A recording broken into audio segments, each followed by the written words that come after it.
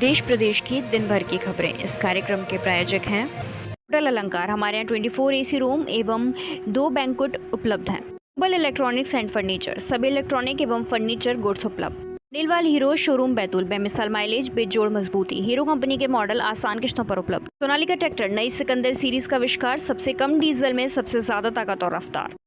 Maruti Suzuki arena, Kunal motor, Chhindwara एवं बैतूल। नमस्कार, मैं हूं महिमा सक्सेना।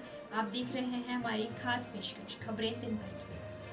मुख्यमंत्री एकनाथ शिंदे सरकार ने पास किया फ्लोर टेस्ट, विपक्ष धराशायी। महाराष्ट्र के एकनाथ शिंदे सरकार ने फ्लोर टेस्ट में अपना बहुमत साबित कर दिया है। इस बीच शिवसेना के एक विधायक संजय बांगर ने भी पाला बदल लिया है। उन्होंने शिंदे सरकार के पक्ष में वोटिंग की। नए स्पीकर के खिलाफ सुप्रीम कोर्ट पहुंचा उद्धव गुट। 11 जुलाई को सुनवाई। महाराष्ट्र की सियासत पर छाई सियासी धुंध भले ही धीरे धीरे साफ हो रही हो, लेकिन घमासान अभी भी जारी है। अब एक बार फिर मामला सुप्रीम कोर्ट पहुंच गया है। उद्धव गुट की ओर से नए स्पीकर के खिलाफ सुप्रीम कोर्ट में याचिका दायर की गई है। मानहानि केस में बड़ी संजय राउत की मुश्किलें, जारी हुआ जमानती वारंट। बीजेपी नेता एवं पूर्व सांसद किरीट सोमैया की पत्नी मेधा सोमैया द्वारा दायर मानहानि की शिकायत के मामले में शिवसेना के नेता एवं सांसद संजय राउत के पेश नहीं होने के बाद उनके खिलाफ सोमवार को जमानती वारंट जारी किया। पैगंबर मोहम्मद विवाद, पाकिस्तान में रची गई पूरी दुनिया में भारत को बदनाम करने की साजिश। पैगंबर मोहम्मद पर हुए विवाद को हवा देने में अब पाकिस्तान की भूमिका साफ हो रही है। न्यूज़ 18 को मिली सोशल मीडिया पर एनालिसिस की एक रिपोर्ट के अनुसार वैश्विक स्तर पर भारत को बदनाम करने की साजिश पाकिस्तान में रची गई। रिपोर्ट के मुताबिक 29 देशों में 44 भाषाओं और करीब 46,000 प्रोफाइल के जरिए भारत के खिलाफ सोशल मीडिया पर विरोधी पोस्ट किए गए। न्यू ओमिक्रॉन सब वेरिएंट, एक्सपर्ट का दावा, भारत में फैल चुका है ओमिक्रॉन सब वेरिएंट। एमपी, यूपी समेत इतने राज्यों में मरीज।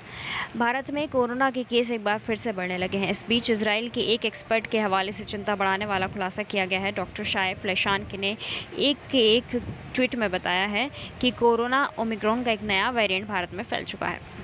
मालिश और कपड़े धोने के लिए करते थे मजबूर। ओलंपियन विनर दुती चंद ने सुनाई अपनी आप बीती।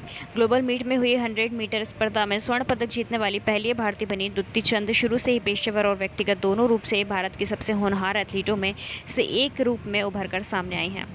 दिल्ली पुलिस को मिली कामयाबी। सिद्धू मूसेवाला को गोली मारने वाला शूटर अंकित सिरसा गिरफ्तार। पंजाबी सिंगर सिद्धू मूसेवाला की हत्या के मामले में दिल्ली पुलिस को बड़ी सफलता मिली है। दिल्ली पुलिस की स्पेशल सेल एनडीआर की एक टीम ने लॉरेंस बिश्नोई, गोल्डी वराड़ गैंग के 2 मोस्ट वांटेड अपराधियों को गिरफ्तार किया है। जाइएगा नहीं, मिलते हैं एक छोटे से ब्रेक के बाद। यामाहा मंदिर ऑटोमोबाइल, पता काला पाठा बैतूल। रोशन डेंटल केयर, दांत का अस्पताल, कोठी बाजार बैतूल। तुल चलाएं ज़्यादा कमाएं, एयरसन अतुल ऑटो, एयरसन एग्रो, एयरसन कंपाउंड, बाईपास के पास, Balajipuram road Betul. Indian coffee house, new market Bhopal and Jabalpur. Kalash sweets, D67 Sundar Nagar, Ashoka garden Bhopal.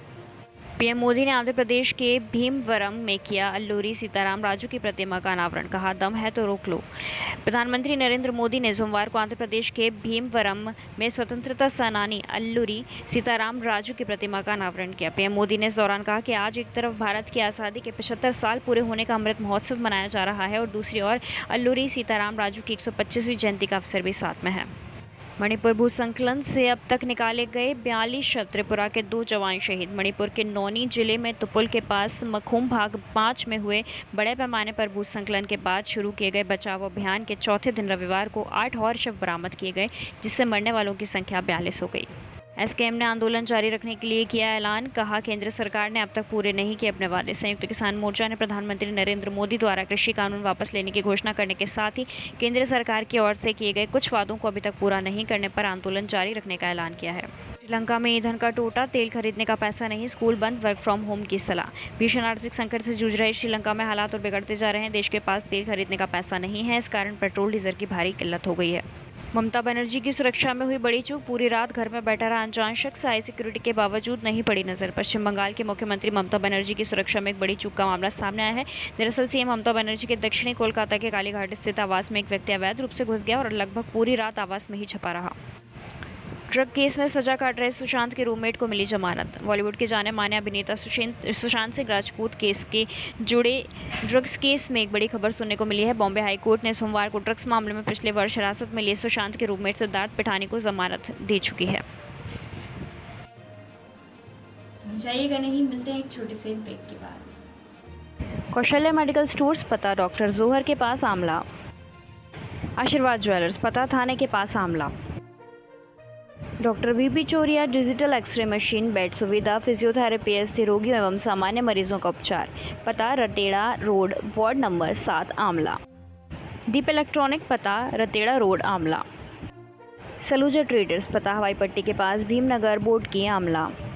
निर्वाचन के दौरान प्रचार प्रसार में पशुओं के इस्तेमाल पर रोक, कांग्रेस ने की थी शिकायत। मध्य प्रदेश राज्य निर्वाचन आयोग ने चुनाव प्रसार में पशुओं के इस्तेमाल पर रोक लगा दी है। कांग्रेस ने भोपाल में ऊंट का इस्तेमाल करने पर आयोग को शिकायत की थी। एमपी वासियों को झटका, महंगी हुई बिजली, जाने प्रति यूनिट कितने का हुआ इजाफा।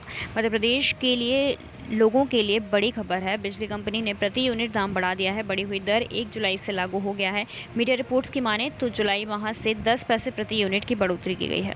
प्रदेश के कॉलेजों में अभी भी खाली पड़ी हैं 3.5 लाख सीटें, बढ़ सकता है सीएलसी का एक और राउंड। मध्य प्रदेश में कॉलेज लेवल काउंसलिंग के कई राउंड होने के बाद भी यूजी स्तर पर अभी करीब 3.5 लाख सीटें खाली पड़ी हैं।